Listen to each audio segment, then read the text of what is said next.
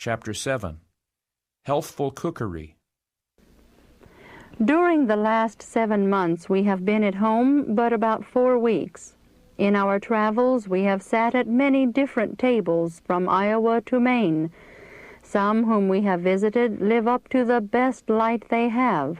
Others who have the same opportunities of learning to live healthfully and well have hardly taken the first steps in reform. They will tell you that they do not know how to cook in this new way. But they are without excuse in this matter of cooking, for in the work How to Live are many excellent recipes, and this work is within the reach of all. I do not say that the system of cookery taught in that book is perfect. I may soon furnish a small work more to my mind in some respects. But How to Live teaches cookery almost infinitely in advance of what the traveler will often meet, even among some Seventh-day Adventists. Many do not feel that this is a matter of duty, hence they do not try to prepare food properly. This can be done in a simple, healthful, and easy manner, without the use of lard, butter, or flesh meats. Skill must be united with simplicity. To do this, women must read, and then patiently reduce what they read to practice. Many are suffering because they will not take the trouble to do this. I say to such, it is time for you to rouse your dormant energies and read up. Learn how to cook with simplicity, and yet in a manner to secure the most palatable and healthful food. Because it is wrong to cook merely to please the taste or to suit the appetite, no one should entertain the idea that an impoverished diet is right. Many are debilitated with disease and need a nourishing, plentiful, well-cooked diet. We frequently find graham bread heavy, sour, and but partially baked. This is for want of interest to learn and care to perform the important duty of cook. Sometimes we find gem cakes or soft biscuit, dried, not baked, and other things after the same order. And then cooks will tell you that they can do very well in the old style of cooking, but to tell the truth, their families do not like graham bread, that they would starve to live in this way. I have said to myself, I do not wonder at it. It is your manner of preparing food that makes it so unpalatable. To eat such food would certainly give one the dyspepsia. These poor cooks and those who have to eat their food will gravely tell you that the health reform does not agree with them. The stomach has not power to convert poor, heavy, sour bread into good. But this poor bread will convert a healthy stomach into a diseased one. Those who eat such food know that they are failing in strength. Is there not a cause? Some of these persons call themselves health reformers, but they are not. They do not know how to cook. They prepare cakes, potatoes, and graham bread, but there is the same round with scarcely a variation, and the system is not strengthened. They seem to think the time wasted which is devoted to obtaining a thorough experience in the preparation of healthful, palatable food. Some act as though that which they eat were lost, and anything they could toss into the stomach to fill it would do as well as food prepared with so much painstaking. It is important that we relish the food we eat. If we cannot do this, but eat mechanically, we fail to be nourished and built up as we would be if we could enjoy the food we take into the stomach. We are composed of what we eat. In order to make a good quality of blood, we must have the right kind of food, prepared in a right manner. It is a religious duty for those who cook to learn how to prepare healthful food in different ways, so that it may be eaten with enjoyment. Mothers should teach their children how to cook. What branch of the education of a young lady can be so important as this? The eating has to do with the life. Scanty, impoverished, ill-cooked food is constantly depraving the blood by weakening the blood-making organs. It is highly essential that the art of cookery be considered one of the most important branches of education. There are but few good cooks. Young ladies consider that it is stooping to a menial office to become a cook. This is not the case. They do not view the subject from a right standpoint. Knowledge of how to prepare food healthfully, especially bread, is no mean science. In many families we find dyspeptics, and frequently the reason of this is the poor bread. The mistress of the house decides that it must not be thrown away, and they eat it. Is this the way to dispose of poor bread? Will you put it into the stomach to be converted into blood? Has the stomach power to make sour bread sweet, heavy bread light, moldy bread fresh? Mothers neglect this branch in the education of their daughters.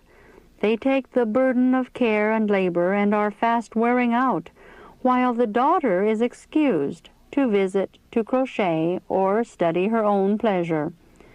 This is mistaken love, mistaken kindness. The mother is doing an injury to her child which frequently lasts her lifetime. At the age when she should be capable of bearing some of life's burdens, she is unqualified to do so. Such will not take care and burdens. They go light-loaded, excusing themselves from responsibilities, while the mother is pressed down under her burden of care as a cart beneath sheaves. The daughter does not mean to be unkind, but she is careless and heedless, or she would notice the tired look and mark the expression of pain upon the countenance of the mother, and would seek to do her part to bear the heavier part of the burden and relieve the mother, who must have freedom from care or be brought upon a bed of suffering, and, it may be, of death. Why will mothers be so blind and negligent in the education of their daughters? I have been distressed as I have visited different families to see the mother bearing the heavy burden, while the daughter, who manifested buoyancy of spirit and had a good degree of health and vigor, felt no care, no burden. When there are large gatherings and families are burdened with company, I have seen the mother bearing the burden, with the care of everything upon her, while the daughters are sitting down chatting with young friends, having a social visit. These things seem so wrong to me that I can hardly forbear speaking to the thoughtless youth and telling them to go to work. Release your tired mother. Lead her to a seat in the parlor and urge her to rest and enjoy the society of her friends. But the daughters are not the ones to be blamed wholly in this matter. The mother is at fault. She has not patiently taught her daughters how to cook. She knows that they lack knowledge in the cooking department and therefore feels no release from the labor. She must attend to everything that requires care, thought, and attention. Young ladies should be thoroughly instructed in cooking, whatever be their circumstances in life. Here is knowledge which may be put to a practical use. It is a branch of education which has the most direct influence upon human life, especially the lives of those held most dear. Many a wife and mother who has not had the right education and lacks skill in the cooking department is daily presenting her family with ill-prepared food which is steadily and surely destroying the digestive organs, making a poor quality of blood, and frequently bringing on acute attacks of inflammatory disease and causing premature death. Many have been brought to their death by eating heavy, sour bread. An instance was related to me of a hired girl who made a batch of sour, heavy bread. In order to get rid of it and conceal the matter, she threw it to a couple of very large hogs. Next morning the man of the house found his swine dead, and upon examining the trough, found pieces of this heavy bread. He made inquiries, and the girl acknowledged what she had done. She had not a thought of the effect of such bread upon the swine. If heavy, sour bread will kill swine, which can devour rattlesnakes and almost every detestable thing, what effect will it have upon that tender organ, the human stomach? It is a religious duty for every Christian girl and woman to learn at once to make good, sweet, light bread from unbolted wheat flour. Mothers should take their daughters into the kitchen with them when very young and teach them the art of cooking. The mother cannot expect her daughters to understand the mysteries of housekeeping without education. She should instruct them patiently, lovingly, and make the work as agreeable as she can by her cheerful countenance and encouraging words of approval. If they fail once, twice, or thrice, censure not. Already discouragement is doing its work and tempting them to say, "It is of no use, I can't do it." This is not the time for censure. The will is becoming weakened. It needs the spur of encouraging, cheerful, hopeful words as, "Never mind the mistakes you have made. You are but a learner and must expect to make blunders. Try again. Put your mind on what you are doing. Be very careful, and you will certainly succeed." Many mothers do not realize the importance of this branch of knowledge, and rather than have the trouble and care of instructing their children and bearing with their failings and errors while learning, they prefer to do it all themselves. And when their daughters make a failure in their efforts, they send them away with, "It is no use, you can't do this or that. You perplex and trouble me more than you help me."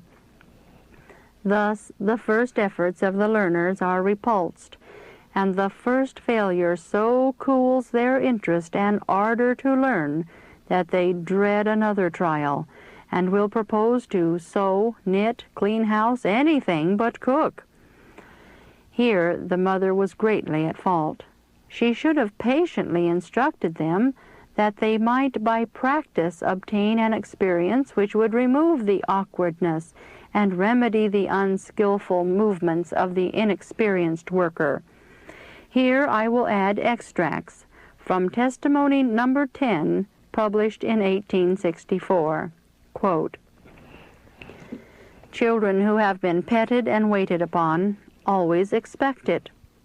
And if their expectations are not met, they are disappointed and discouraged. This same disposition will be seen through their whole lives. They will be helpless, leaning upon others for aid, expecting others to favor them and yield to them. And if they are opposed, even after they have grown to manhood and womanhood, they think themselves abused.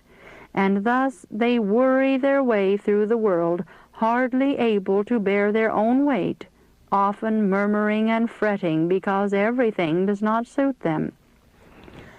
Mistaken parents are teaching their children lessons which will prove ruinous to them, and are also planting thorns for their own feet.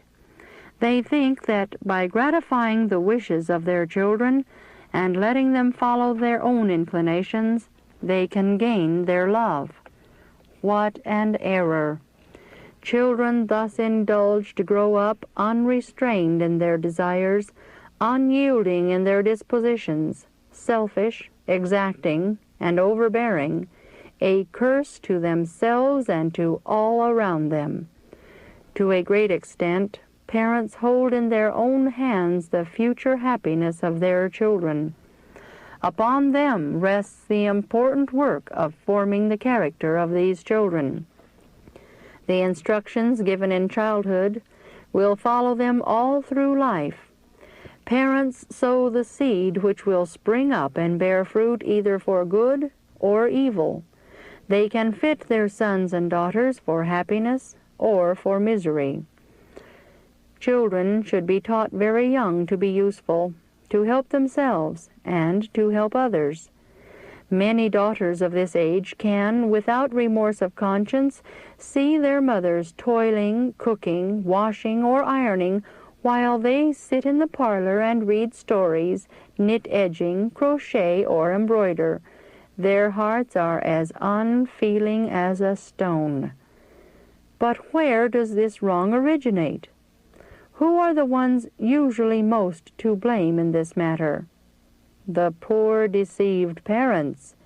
They overlook the future good of their children, and in their mistaken fondness let them sit in idleness, or do that which is of but little account, which requires no exercise of the mind or muscles, and then excuse their indolent daughters because they are weakly. What has made them weakly? In many cases it has been the wrong course of the parents. A proper amount of exercise about the house would improve both mind and body. But children are deprived of this through false ideas until they are averse to work. It is disagreeable and does not accord with their ideas of gentility. It is thought to be unladylike and even coarse to wash dishes, iron, or stand over the wash-tub. This is the fashionable instruction which is given children in this unfortunate age. God's people should be governed by higher principles than worldlings, who seek to gauge all their course of action according to fashion. God-fearing parents should train their children for a life of usefulness, prepare them to bear burdens while young. If your children have been unaccustomed to labor, they will soon become weary. They will complain of side ache, pain in the shoulders, and tired limbs, and you will be in danger through sympathy of doing the work yourselves rather than have them suffer a little. Let the burden upon the children be very light at first, and then increase it a little every day until they can do a proper amount of labor without becoming so weary. Inactivity is the greatest cause of side ache and shoulder ache among children. Mothers should take their daughters with them into the kitchen and patiently educate them.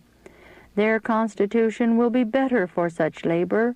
Their muscles will gain tone and strength, and their meditations will become more healthy and elevated at the close of the day. They may be weary, but how sweet is rest after a proper amount of labor. Sleep, nature's sweet restorer, invigorates the weary body and prepares it for the next day's duties. Do not intimate to your children that it is no matter whether they labor or not. Teach them that their help is needed, that their time is of value, and that you depend on their labor." Unquote.